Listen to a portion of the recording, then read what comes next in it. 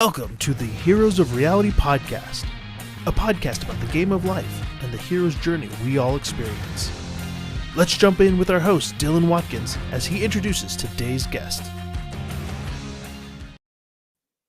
Welcoming adventurers, Dylan here, and on today's podcast, I have Sean Cahill. He is an investigative filmmaker and retired U.S. Navy Chief Master at Arms. He served on various vessels and duty stations abroad. Most notably, he was a part of the bridge crew on board the USS Princeton during the infamous Tic Tac UAP incident with the USS Nimitz in 2004. Sean is featured on episode 3 of the History Channel's 6-part documentary Unidentified: Inside America's UFO Investigation. He continues efforts including projects on consciousness, ancient indigenous cultures, UAP, UFO, and destigmatization, and he resides in San Diego, California with his wife and his 2 daughters. And without any further delay, I'd like to welcome Sean Cahill. Good morning, Dylan. How are you? I'm good, brother. How you doing today? Happy to be here. I'm happy you're here as well. We have a mutual friend, Mr. Lou, an amazing and awesome human, and he recommended I speak with you, and after looking through your bio and things, I'm actually really excited to talk with you and learn a little bit about your journey. Well, thank you very much, man. Yeah, it's really of course, a pleasure brother. to be here. Yeah, man. So you've had quite a journey. I was looking through a bit of your bios, and and I did it in reverse order, where you look and you see that you did investigative journalism, right? And then you go from there and you had some typical jobs, right? But you got into meditative facilities, and then I went down to Chief Master at Arms, which was anti-terrorism requirements and equipment, and I was like, and then it kind of like it came to be in the more of the normal life or non-military life, and so I would love to hear just at first just a little bit about what got you into the whole investigative films and led you up to this journey, because it's not a typical path, and I'd love to just learn a bit more. Well, before I went in the military, when I was still on what I called the straight and narrow, when I was right out of high school and everything, I briefly attended college with the intention of becoming a filmmaker, and that has no real bearing on anything because I didn't accomplish anything that semester. I ended up packing up the car with some friends and following my girlfriend down to LA with our band. She was going to college. We were gonna make it big, and that didn't completely pan out. So I ended up in the military. But it's been a really interesting journey, because it wasn't very linear. I just kind of for 20 years I did very specific things, and then afterward I had no idea what to do anymore. So when it came time to retire, my wife and I had some long talks, and I didn't really have a plan. I didn't want to be what I had been for the previous 20 years. That actually led to a heart attack a few years before I retired, and I didn't care for the person that I was. The job it led to too much of an authoritative zeal, and I wasn't embracing that anymore. Especially after I retired, and you can't bring that home. You talk to anybody who served in the military, you can't come home and be the chief or the captain or the admiral or something like that. It doesn't usually work out, and if it looks like it's your support group surrounding that ego and propping them up usually. And I just did not want to be that person, so I started meditating, and I actually had no intention of getting into filmmaking again, or into entertainment or infotainment, as we tend to call it, because we don't write scripts. We just report what's going on with us. But when I met Luis Elizondo and got involved with the documentary for History Channel, it just became really clear to me that that this medium is our campfire. It is the way that we tell stories to each other. It's the way that the public is informed in most cases. I think most of us know we're not in a culture right now that takes great pride in its education system, and we're not a people that that take great pride in their personal education. We seem to get our information and our social cues from our devices now. And I'm not gonna, I'm not the kind of guy that's gonna cast a stinky gaze at that. I mean, we said the same thing about books and every other way of communicating throughout history, that they were going to steal our souls and rot our children's brains. But I find film just be, to me, it's a 4-dimensional way of communicating. It's such a broad palette that even YouTube, even sitting here right now, people are learning by looking around at us and seeing things more than they would be just by listening. Yeah, it's like a lot of the great technologies were really meant to bring us together, right? And exchange knowledge, and we learn through stories is one of the most powerful ways to do it, because it's both information and emotion coming together in a format that would actually stick. And so there's a lot of power in that. I mean, there's reasons why the hero's journey framework and a lot of other frameworks are used to tell a story, because it captivates us because it's important. 2 + 2 isn't necessarily important unless there's a story behind why does that matter. And so storytelling is one of the best ways for us to share knowledge. And yeah, we're in this weird time that allows us to have these deep conversations or stories, but also share it asynchronously at a sync of time. And then anybody can go and watch it and view it and be affected by it and have an impact and inspire other people on their own journeys, which is super cool. What I love what you're talking about on this piece is you talked about you didn't like the way that you felt and who you were. So you basically went on a journey and shifted your identity to being someone different through the process of meditation and reflection and finding something that ignites your passion, which is this new way to connect with people through story format.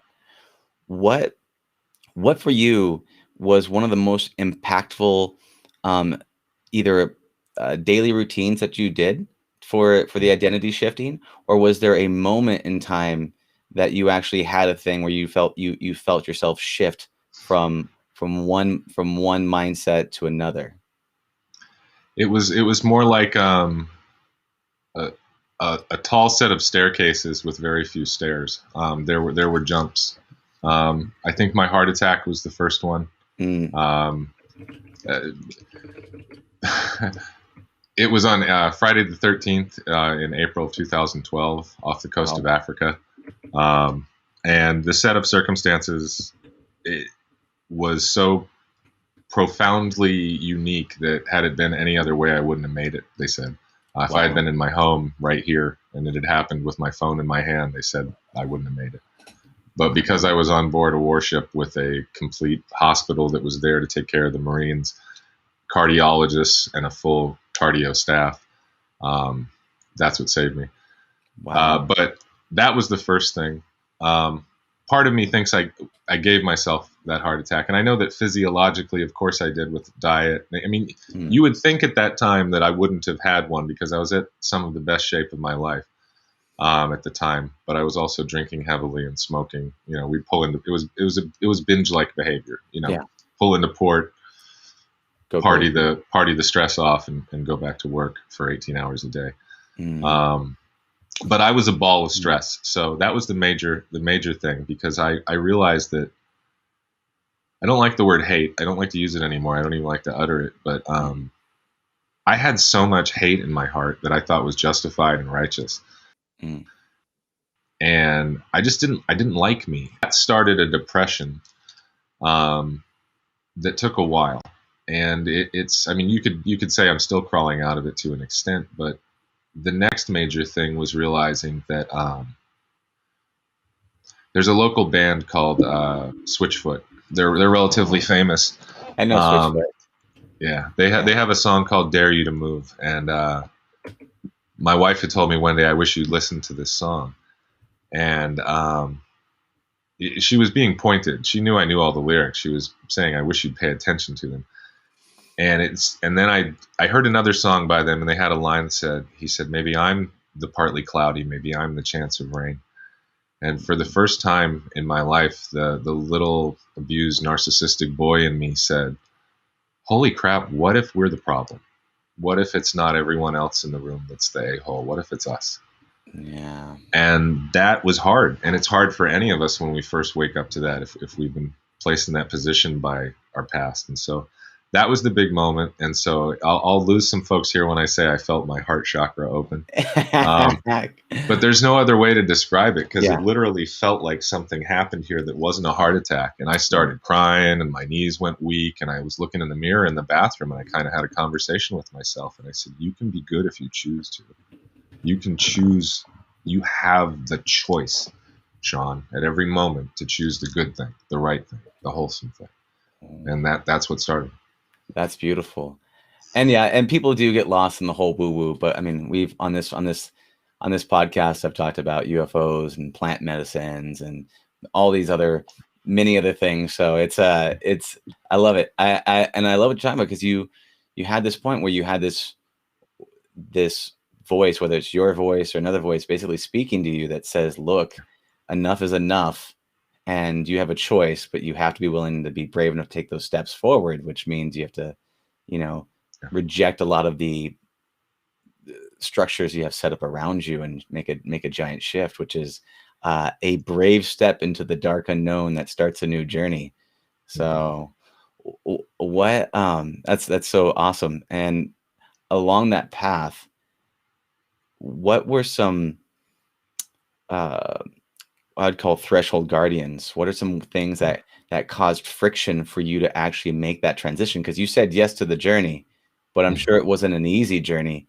So what were some of the challenges as you tried to shift this identity along the path? The number one was self-forgiveness is often the last golden ring we reach for before helping others heal via being ourselves. But I had so much resistance in regards to validation. I see it a lot now because I get to talk to a lot of very influential and I dare say famous people now to communicate this subject. And that lack of validation for successful, intelligent, heartfelt people exists across the spectrum. Whether you're struggling to find your first apartment or whether you're buying your fifth mansion, that feeling, that imposter syndrome, that feeling of not being enough and not validated. Yeah, man. I've seen it everywhere, and it's so useless. But that was the struggle. The struggle was trying to go back into my past and find the people who knew me and say, do you remember how hard it was for me, because I'm trying to get over it? And a lot of those people had built a foundation of kind of of avoidance in their own way. And no, they couldn't acknowledge what I had gone through, because that might have shown culpability on their part for, or something. We're very volatile. We react very volatilely to shame. It's so profound how much we can hurt each other with shame, or even the implication of it. So that was the hardest part. I had to leave a lot of folks behind because they could not catch up with the fact that I was stripping away what society and family and trauma had put on me to find the substrate underneath. So that's so powerful. It's absolutely needed. I mean, people think, oh, I'm free and I'm independent and I'm this like independent atomic unit that can do whatever I want, but you're actually in a web of a culture and a society, whether that family or friends or anybody around you. In order to break free, it's like, the way I think of it is musically, like you're playing a song, they're all playing the same song, but then you change the song and everyone's like, what was that about?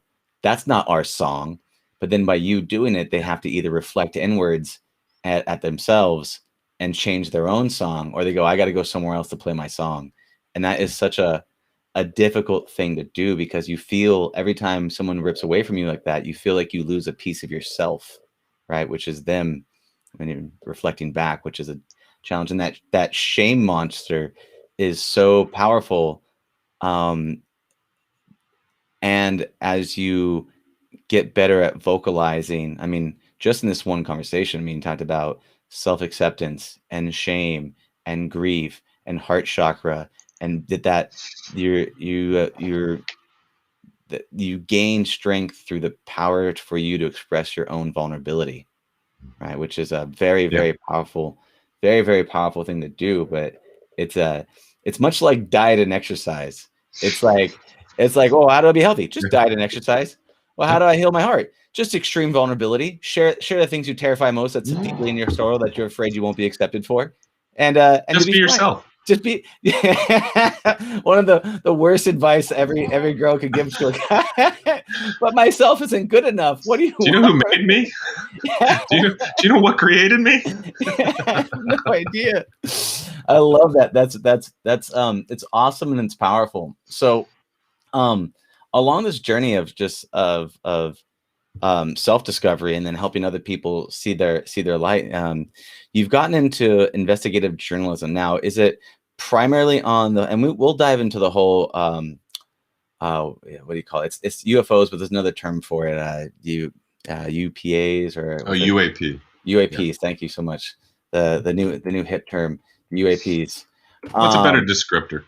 Yeah, and so that makes it less connotation attached to it. So the besides the UAPs, investigative journalism, do you do other things in this other areas of lack of a better term, enlightenment and self-discovery? What are the areas in terms of investigative journalism do you mostly cover?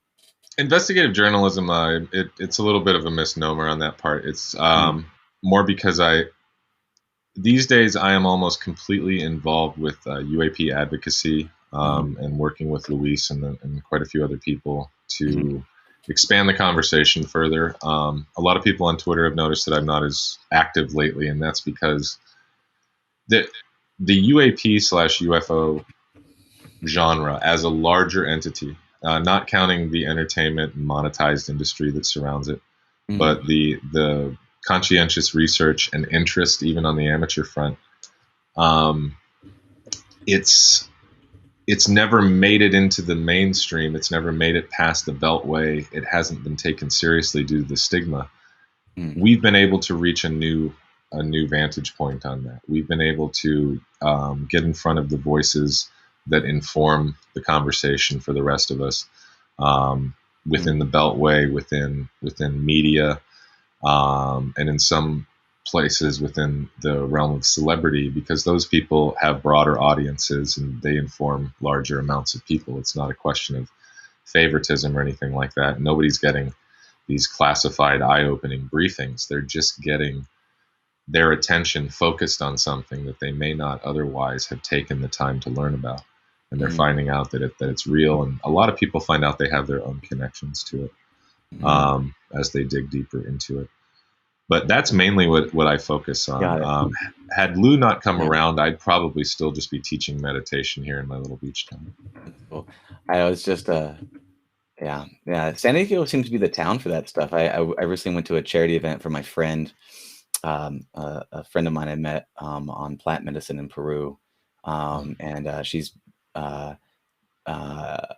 building orphanages in Africa right now, and she had like a whole charity event, and I went to it in San Diego, oddly very close to the Stars location over there, and a lot of people. There's a San Diego vibe of this thing, and I'm just wondering if you could talk to me a little bit about the culture of that in San Diego. It feels a bit strong over there. How does that happen? It's an interesting city because it is a predominantly military city. There's bases all over the town and the county, but the San Diego itself it's a place where you pay $50 for a steak with flip flops and a t-shirt on. You can go to a 5-star place and somebody's on the deck with no shirt and there's seals barking at you, and some of the things that we host here are, national yoga festivals and sandcastle tournaments and things like that. There's a vibe here, and not everybody speaks vibe. I certainly didn't when I was in the military. That was a hippie term for me. But there is a vibe here. There's a vibe of be good, enjoy the sunlight, and have a taco. Yeah, no, absolutely. It's a beautiful place, and there's some amazing food places over there as well. So that's really cool. And I also feel like there's something to that polarizing effect of how much trauma and drama the military brings, and then what you need to do to heal yourself. So it's kind of like what you did there was kind of uh, um, uh, a healthy survival pattern, for Mm. your own like longevity. Like, enough is enough. I can't.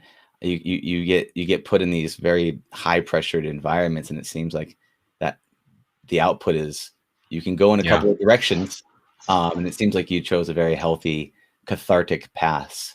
So that's really cool.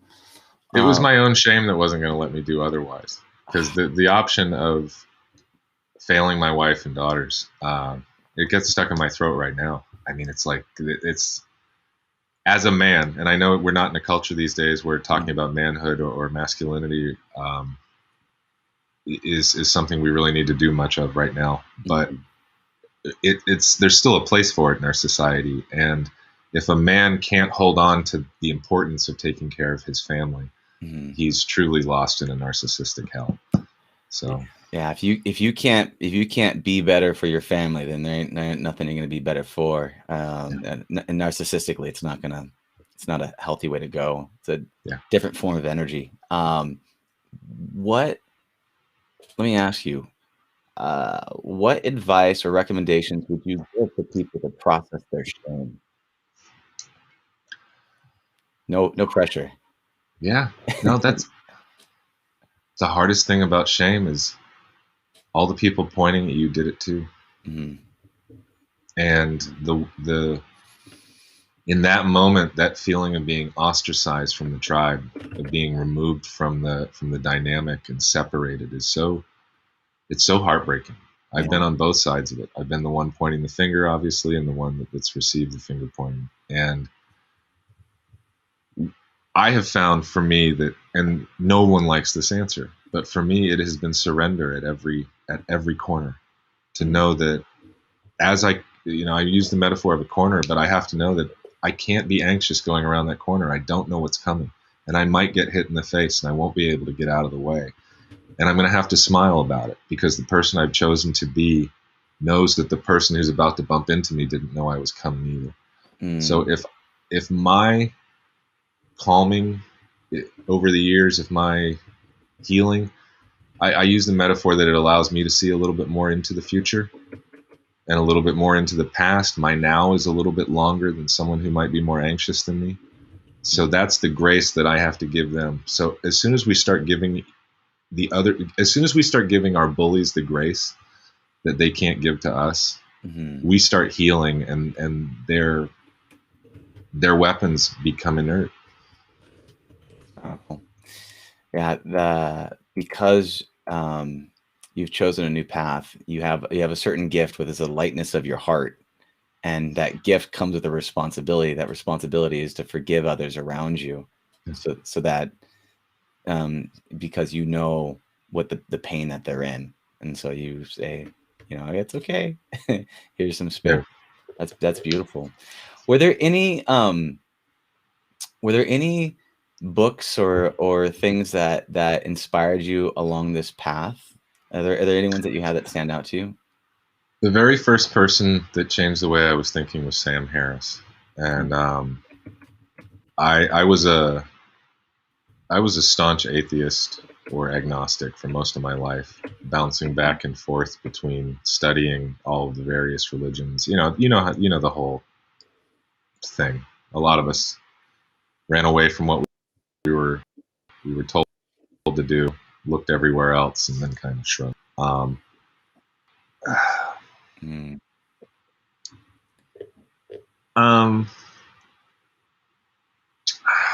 not. Can you ask me the question one more time, because I feel like my brain kind of. Sure. It was yeah. No, I understand. And it's what I asked was, were there any specific books or materials that had an effect on you that showed you possibilities? And Sam Harris being one gentleman. Sam Harris, he opened the door for me with meditation and with considering inner consciousness and considering that I was not my thoughts. After that, it was I think Gary Weber is a Advaita Vedanta practitioner, former Navy. Not Yeah, familiar with I that. bumped into a book of his, and that was, I don't like saying enlightenment moment, because the first one is the one that turns you into a total ego, Mhm. and it's knowing that they're never ending either, that you continually learn more. You can't just take that first eureka and say, look at me, I'm the Buddha, because I read the book and I know what to say. But Gary was the first one that did that for me. I was sitting on my deck, and it was a visionary moment. Something, Mhm. that voice that we were talking about, the one that's not quite yours, that doesn't speak in the same font you speak in, Mhm. kind of Mhm. hit that rubber stamp on my consciousness, and the duality of I love duality. I'm a black and white binary kind of guy, and that day all the duality went away, and then a week later it went away for a week. And it was Mhm. a rough time. My wife was a superhero during that time, because we'd just be in a drive-through and she'd look in the passenger seat and I'm just like, yeah, I'm just over here crying. Nothing. Why? I don't know. They're just coming out. I'm not sure what's happening. You know, that kind of thing. That's beautiful. It's so But hard. As a man crying in front of your woman, she goes, "Oh, you got my stuff together." That's very powerful, yeah, though. I mean, but you need that because you're never given permission to do it. So yeah, yeah. that's beautiful. And you're right. It's From that, hard. it just became a library. Now it's Yeah, a 100-book library, but those guys started it. just keep adding to the well. Yeah, and in terms of duality, one of the things that it's hard, man. It's hard to talk about this enlightened woke stuff without sounding like you're full of it. People go, oh, I don't want to hear it, because the people that are in the path are like, I don't want to know about this, and then other people are like, well, I know this information, and it's Yeah. just it's hard to be enlightened and lighthearted. It is a hard combo to have those things at the same time. But I love my one of my beliefs is that the truest truths hold the opposing thoughts at the same time, right? You are both an individual self, as well as you are also connected to the cosmos. You are, you're a speck of nothing, and you are also everything. Like, I think those are the truest truths, and you being able to hold those things at the same time, if you can, without your brain blowing up, just like, so Yeah. um Yin needs yang to complete the circle. yeah, and that's why it's really interesting when you talk about the duality piece. So going back real quick, because I do want to touch on this before we go too far down this rabbit hole. Is so you were on the USS Nimitz, and that's when the Tic Tac incident happened. Could we just touch a little bit on that, on what was that Sure. experience like for you, and how did that plant a seed for the future of what brought you into where you are today? I was stationed on board the USS Princeton. We were with the Oh, Nimitz. Princeton's. It's okay though. They were Apologies. the bigger ship, so everybody says their name first. Sorry. But that's okay. I was on board the Princeton as the chief master at arms. That's the chief law enforcement officer on board, and also the only law enforcement officer on board. So I had a few hats on board as the anti-terrorism officer. I did all the inspections and good order and discipline and law enforcement. But at the time, I was also standing watch on the bridge. My department head was the navigator, and he had a hole in his watch bill that he needed to fill. And it didn't require skill; it just required someone willing to stay on the watch and learn the job, on the job training. And the Princeton was essentially a Tomahawk missile platform. That's what she existed to deliver those missiles, and she has an amazing radar array. Wow. To look out for the whole battle group, control the battle space in that area, and ensure those missiles get on target, and amongst other things. With the Nimitz on a training I was on the bridge as the junior officer, the deck / conning officer, who is basically what we're doing up there is we steer the ship, operate the ship. Down below us is the Combat Information Center or relatively below us, that coordinates all combat efforts, air traffic control, and things like that. So we're looking at the surface picture. So I was speaking on the telephone over a period of days surrounding November 14th, 2004. We were off the coast of California in the vicinity of Santa Catalina, San Nicolas, and north of Guadalupe Island. In our normal training area. And basically, Kevin called me one day and asked me to start maneuvering the ship on certain vectors so they could basically calibrate some radar anomalies, try to pick them out. Mm. So he and I communicate. It was easy for us to communicate because he was a senior chief petty officer, I was a chief petty officer, and in the United States Navy, that's a separate ranking structure. It's E7 through E9. We are the stewards for the enlisted folks, and we train the officer corps above us to be captains, basically. So we have interesting relationships where we'll say yes, sir, in front of all the troops, and then we'll pull the young recent college grad, into the office and say, all right, listen up, sir, and kind of set them straight, kind of thing. So it's, but so we were able to get things done without alerting the whole ship to it. This whole ship there was nothing strange. Well, it was strange, but it was just business as usual. So while we tried to run this down, guys like Gary Voorhees were going all over the place, checking data tapes and debugging things. And Kevin's going back and forth with the USS Nimitz, his counterparts there, trying to figure out what these radar contacts are. Eventually, we sorted some aircraft after them. We got permission to send aircraft. It's now pretty infamous that Dave Fravor and a couple of other folks made contact with those. Gun camera footage. We got gun camera footage back. The night before the gun camera footage, Kevin had asked me to, again, go out on the bridge wings, and he was serious. He was like, Sean, I need you to not tell your guys to go do it. I really need your eyes so I can trust this. Can you go out with the binoculars and look around? So I went out on the port side bridge wing. That's the left side of the ship for those who aren't nautically inclined. And I was looking forward, and up at about 45 degrees when I saw 5 to 7 lights in the sky that were turning in a counterclockwise fashion towards the center and blinking out.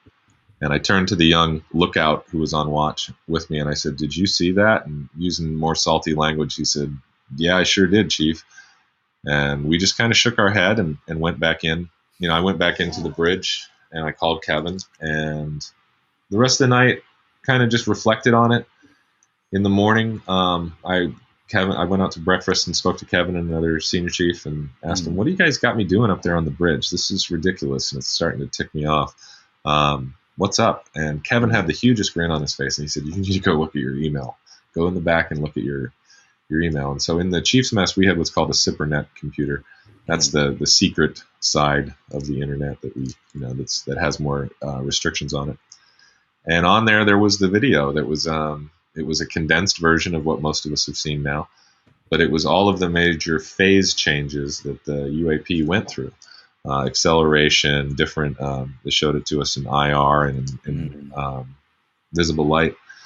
And at first, I thought exactly what we all think today. I was like, holy crap, that's a real UFO. Like, this is bigger than Roswell. This is insane. We're all going to be famous. This is going to change the world. This, like, all these things.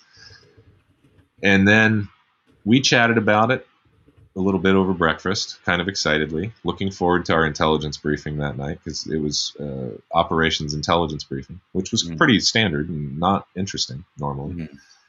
And it wasn't that night either. Ironically, I was asked by the senior chief cryptological technician to stand by the door to help his folks in case anyone gave them beef about their security clearance being lapsed.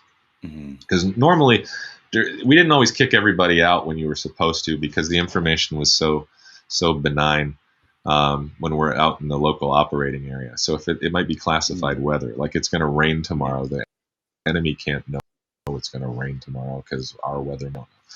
But at the thing, no one cared. The captain sat down, the lieutenant came out to start the briefing.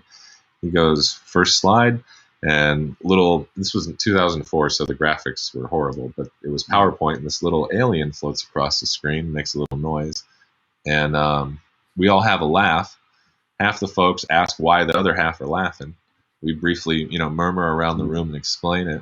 And then the captain says, well, we had an interesting few days. Now that that's over, let's move on. And that was it.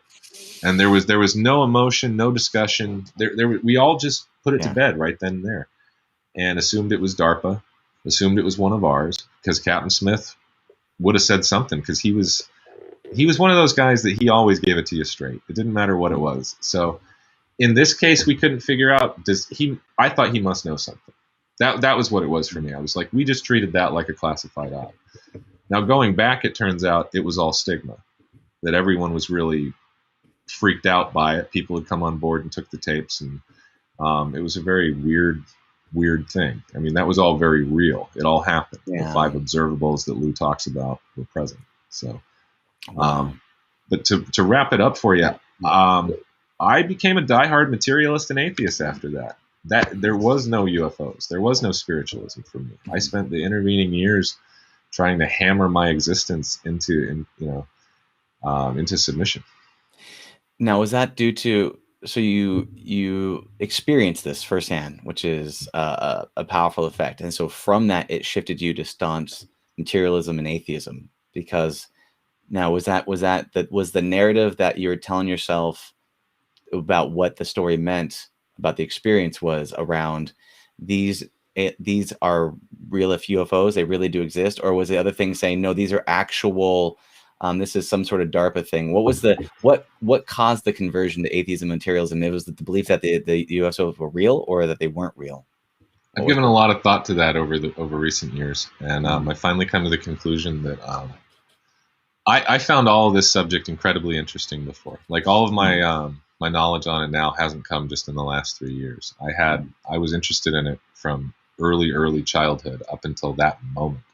I'd seen other UAP before, numerous actually prior to that and since, which really muddies the water when for a lot of people when they can't understand why they've never seen one and some other people seem to have seen numerous. Mm-hmm. But that day, I think I needed it to be real, Mm-hmm. and I needed it to be acknowledged. And when it wasn't, I'd had it. I was angry. I think I was angry at a universe. It really did get bad. I mean, to the point where I wasn't even happy that my kid was so into Harry Potter years later, because I thought it was all BS to me. It was like all of this. I'd given up on religion, given up on spiritualism, and when it was time for the UFOs to wave, they turned out to be ours, in my opinion. Mm. And it in a way, it broke my heart. I mean, it hardened me. And it's weird, but yeah. That's interesting. So, so looking at back and forth, so you needed it to be real, but there was a storyline, a sub-storyline saying that wasn't real, which basically was a reflection of your inner self, of you weren't being real, right? And so you rejected. That's deep. And so you rejected everything that wasn't real because you were trying to dig out the unrealness inside you. Is that accurate? I think I didn't want to. You know how we never want to be first? My complaint in my life existentially is, why do I always got to be the one to get over it first? I feel like that I'm the one that has to wave the white flag and surrender. Now you'd think that because I would give you that advice to do that I would know to do it, but I haven't gotten there yet. I'm still preaching and not practicing that well. But it certainly is. It certainly is. It just how do you climb out from that? You know what I mean? When you were, I had a lifetime ready to surrender, and I think I think conceptually I was ready to surrender to that moment. Mm-hmm. And my environment and our reaction and the people said, "That's a waste of your time, you fool." You know, and I took it to heart. Yeah. It wasn't. That's why I'm very grateful to Lou, because if he and Chris Mellon and other folks hadn't had the courage to speak up and to bring this to light, I'd probably still be, I don't know. I mean, I'd found meditation and all that, but I still had a long way to go with some of this. Well, it's like almost someone telling you that, like, it's not the same thing, but like Santa Claus isn't real. Like someone stole a bit of your magic, right? Yeah. And you're like, I saw him. He was flying overhead counterclockwise with 5 of his reindeer friends, but you're telling me he's not real? And then there's that whole like, oh my gosh, and then there's got to be some part of the hero's journey that involves, when the gods lie to you. because in this case, it's the same thing. It's because the gods in the guise of our government and the control structure that we submit to were the ones that I let inform my opinion. Yeah. There's something very Promethean about overcoming that level of authority. So. Yeah, no, there is absolutely there. It makes me go through all this. It could be the atonement of the father, or it could be I don't know. I'm having to think of where that would fit in the story. But there is something where you reject the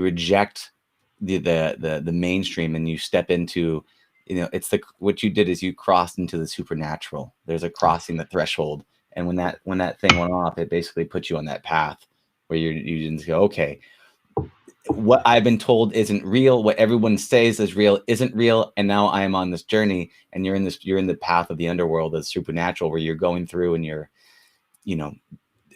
on the journey, which is battling threshold guardians, and there's various things that go along those stages, which is super fascinating. And again, the story framework of the hero's journey is a story of human transformation. That's why we're fascinated with it. It takes a lot of effort. We all wish we could transform, but nobody wants to put in the effort, and everybody wants to go to heaven. Nobody wants to die, all that fun stuff. So it's the same type of thing. So now, with where you're at now, saying you needing it to be real, but then rejected it. Do you believe that what was experienced, the Tic Tac and all that, do you believe that was the UAPs? Was that now reflecting back at that, is that where your current stance is?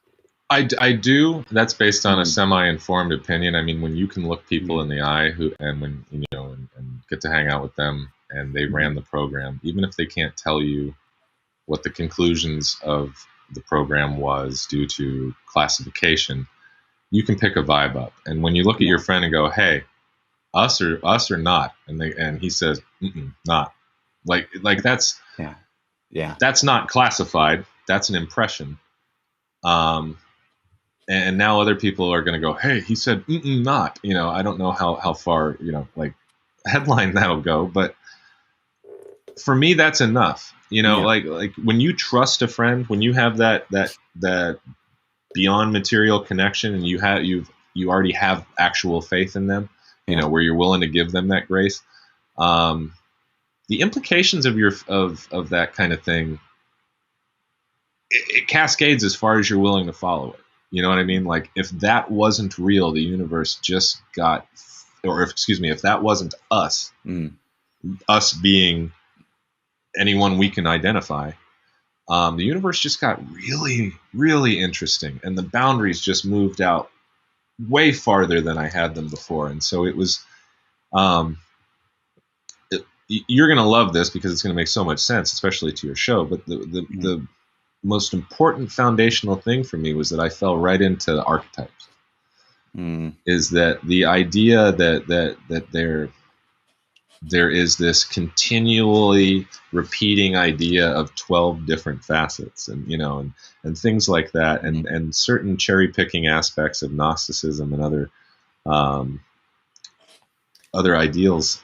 It really helped out a lot to realize that while I am an individual and I'm Sean, and I don't have to get wrapped around the axle about that, you and I are both made up of probably just disparate numbers of the same thing. Like our personalities are just made up of the same bucket of ingredients with different amounts. And we're given a chance to balance that out and find each other. And I've just, that, it turns so many people off when you talk about journey sometimes, and when you talk about connection. But I'm not worried about that. You don't have, I don't imagine your audience is too opposed to that. But like, now you and I have a connection. Now you're on my journey, and I'm vulnerable enough to say those things. But for me, it's really magical because I was not the person that was growing that network before. And so I can see me in you already, and that makes you me. And now I want to look out for you. And I don't find it to be selfish. I think that we need to immediately try to find ourselves in the other. And as soon as you can, then you can give them that love and protection and room to grow so they can give it back. So that's super powerful, man. I totally agree. One of the way that we evolved, or however you want to call it, is, by having the ability to empathize with other people. and the ability to connect with them. And long form communication is really one of the best, deepest ways to get to know someone. Sitting down with someone, sometimes with a beer or some other substance, and getting to know people is a very powerful way, because you really do. You feel a connection, and then you feel them. And like I give a kind of a silly example. If I saw someone kick you in the balls, I would grab my own. I would feel your pain, right? I would literally go, ooh, because I feel me in you. And it's a silly example, but it's true. And the deeper you are connected with someone, the more you feel it. And why the exact opposite of with the military is why they dehumanize, like they dehuman. I don't know how to say the word, but they got it. Dehumanize, yeah. Thank you. Dehumanize. Thank you so much. That they do that to people, which causes you to create disconnect and treat them as others, versus if you can find, and I'm not at this point where you pick up a blade of grass and you're like, oh, this is me. I'm not quite there. I know that's where I'm supposed to get, but I'm not quite there yet. So, but it's a powerful thing. And I agree with you. We are in this weird game of life thing. We are sometimes, other people's non-player characters in their game of life, and we're sometimes journeys, and when we point, and sometimes we give them information, go, hey, turn left at the fork in the road, right? And put you on a whole different path. I came across Lou in Patagonia, like just catching our buses to go back to Uber, and we're both like, yeah. He's like, what's with all your bags? I was like, oh, we were in Ushuaia shooting a movie, TV show. And he goes, I was in Ushuaia shooting a TV show. I was like, oh, we're going back to California. He's like, I'm going back to California. I was like, did we just become friends? I was like, what happened? And then you go on the journeys and you get brought up in these places. So it's a really interesting thing. Do you feel like, what is that? Like, what is that? Like, the universe seems to give us these people, these opportunities, these insights, these things like that. Are we living in a giant matrix game, or is it the cosmos? Like, what is your interpretation of why the stars tend to line up for the people that seek it? It's funny. That must be the thing I say more than anything else, is it's funny or it's weird. There's two sides. There's a duality to our existence. You can have the 1 + 1 = 2, harsh, build upon a thing, reality, material, live in a completely material world about gain and loss. And that's a completely dualistic thing in itself. Or you can give in to something more subtle, and let the game take you along on the ride. And that's why I do tend to call it a game. I called it a simulation for a while. I don't spend too much time talking about it, because for a lot of people that means it's fake. Not at all to me. How you approach any game ethically, it says far more about you and your understanding of the whole world than it does about anything else. I don't play all my video games ethically now. Like, I play a racing game where the goal is to win, so I try to come in first, and there's crashing involved. Yeah. But I don't play a lot of first person shooters or anything anymore, because the intent is different. We're just I'm not afraid to say that what we experience isn't completely accurate, the way that we've been brought up to visualize the world. But I do think that the more that I surrender to it, the more interesting it becomes. It's not what I thought it was. This idea of surrender hasn't led me to be manipulated or hurt or used or anything. Every time I open my heart to somebody and say yes, more doors open and more pathways open. So I think that the most likely explanation is, I go back a lot of times to Hindu and ancient texts, where they really tried to get into what we were before we were surrounded by all these distractions. And I like the metaphor of Indra's web. I like to think that we're nodes along that web. And you can bring in the ideas of entanglement. Some people like to say soul groups and things like that. I'm not afraid of any of those. They're all just metaphors to talk about what you're saying. Why is it when I meet you, I know you're my brother already, but I'm ignoring the other 300 people over here?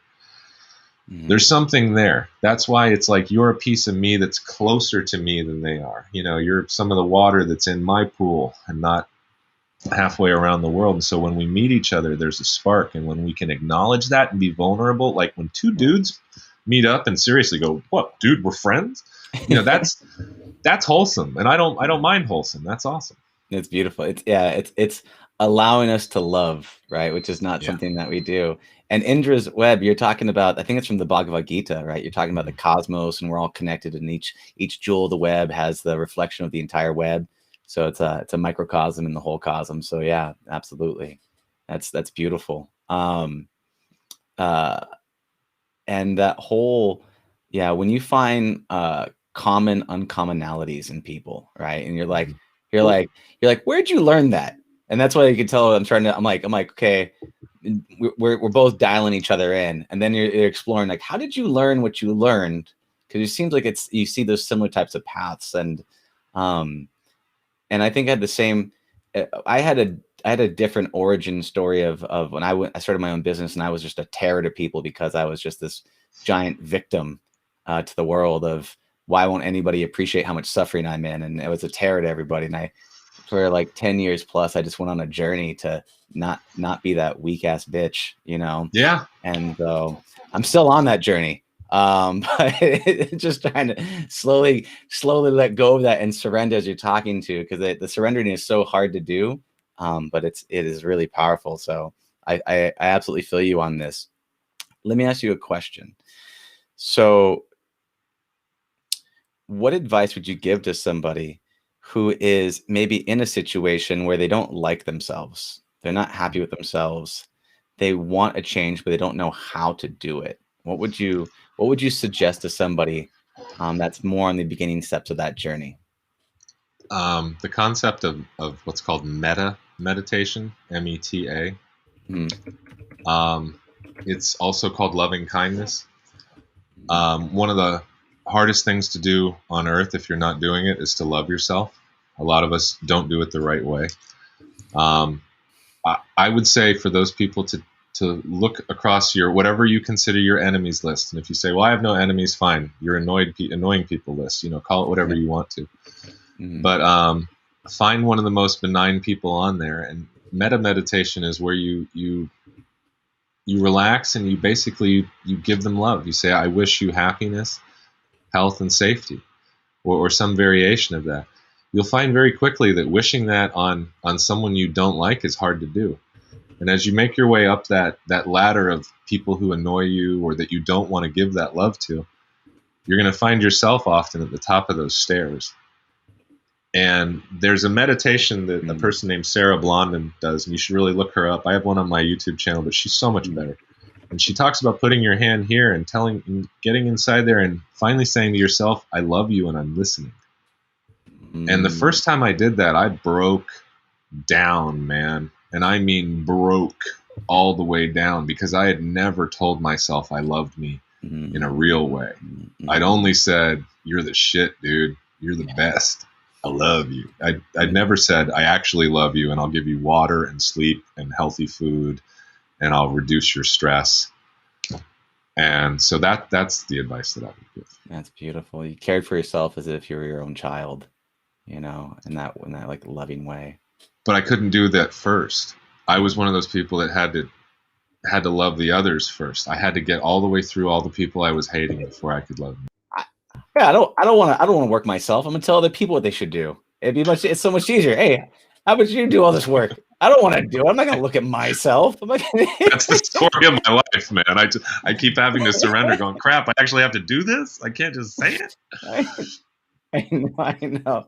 No, it's cool, man. The insights, you're totally right. When you talk about like speaking to yourself and talking about it. And you also nailed the thing. I just want to take a moment to reflect on making a list of your enemies and send them love and working your way up that echelon ladder of sending them love and actually really doing it and not holding that hate in your heart, that is a challenge.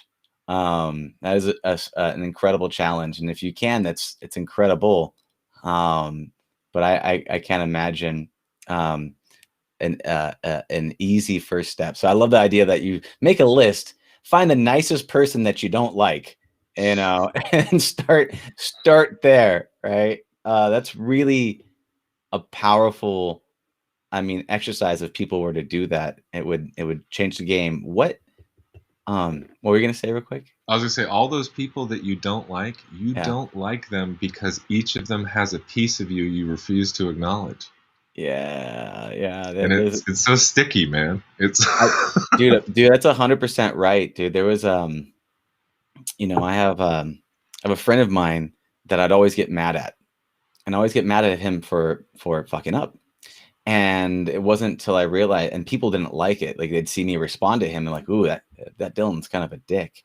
And then when I realized it was, I was getting mad at him because I didn't have self-discipline, and I was projecting my own self-hatred onto him because he kept messing up, and I didn't have my own discipline to withstand any type of, anyone goes, oh, stop. I go, okay, great. And just collapse. And I felt that a lot. And it wasn't until, going through some processes of healing that piece. So I feel that very, very much. I confess, I used to do it with my kids. It literally translated to, I might as well have been saying, oh my God, I didn't prepare you well enough and you failed again. What's wrong with you?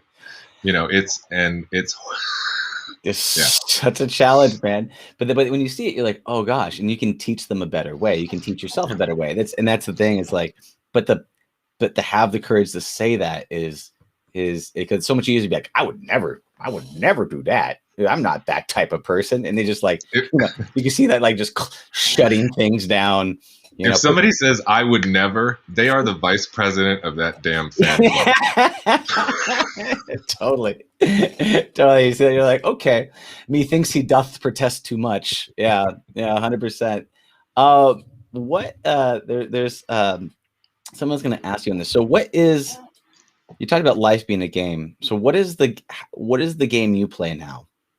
All right. What does that look like? My game now is respond. Respond. It's not react. It's I've given myself a promotion. This is gonna sound so stupid. I am the king of my universe. I sit on a beautiful throne, but I judge no one. But the one thing that I have, the one luxury that I have as king, is I have a chance to choose. So at every chance that I can, I remind myself to take another breath before I answer, or before I let the feeling that's roiling through my body pop out of my mouth. If the origin is here, I try to get it into here first. If the origin is completely here, I've learned over the last few years how my body feels when it goes through hell. I hate roller coasters.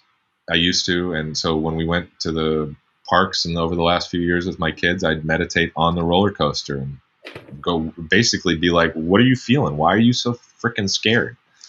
You used to rappel down cargo containers and down the sides of ships and take down freaking buildings and vessels with a team of 11 guys. Why are you scared of going over the top of this? And I realized it's because I didn't know it was around the corner. And I was so scared of the unknown and all of these feelings that if I wrote it 50 times, I'd be great. It was like I needed to be trained in everything. I was like, that's nonsense, Sean. You can't. I mean, I didn't talk to myself in third person, but I was like, you can't live a life where tell what's around the corner. And so I finally said, you know what? You're allowed to fail. You're allowed to get hurt. You're allowed to fall down. You're allowed to be wrong. But just try not to react anymore. Try to let it filter before the action occurs. So awesome. It's the thought process that, like, pain is inevitable. but suffering is not. And so you Right. gave yourself permission to suffer, or not pain, to feel the pain, and knowing that you are strong enough to endure it, and which got rid of that whole suffering bit, because you're constantly living in a state of wanting to flinch at something. That's beautiful. I love the game, and the king of the universe, and you sit on your own throne, but you don't judge anyone. And that's so powerful. I gotta love them. Those are my rules. You don't. My interior rules are you don't get to judge anybody. You have to love everyone, and if you're not, you have to forgive yourself and do it again. Like there is no punishment. But it keeps working. Yeah. So I look at that like code. I look at it like in terms of you have to love everyone. If you don't love everyone, go to love yourself, then default back to loving everybody, and then rinse and repeat again. That's powerful. Yeah. I gave my ego a little playroom. Mm-hmm. When I'm pissed off, I get to go play in there for a little bit and taste it, but then I got to go do the work and I got to get out. You need that playroom. Because we're not all just love and sunshine and things. We have this other darkness inside of us that we need to release. We need to break things. We need to destroy things. We need to scream and yell and vent. And because there's a little boy or little girl, for who it is, that needs to be heard, and they need to destroy. There's something that they need to get out. Otherwise, then that will lead to another form of repression, and you'll be that really Yoda enlightened person who just screams at the barista for not putting, the extra cream in our Starbucks, so it's healthy, and you need to have that space, because even releasing that rage is a form of love, which is powerful.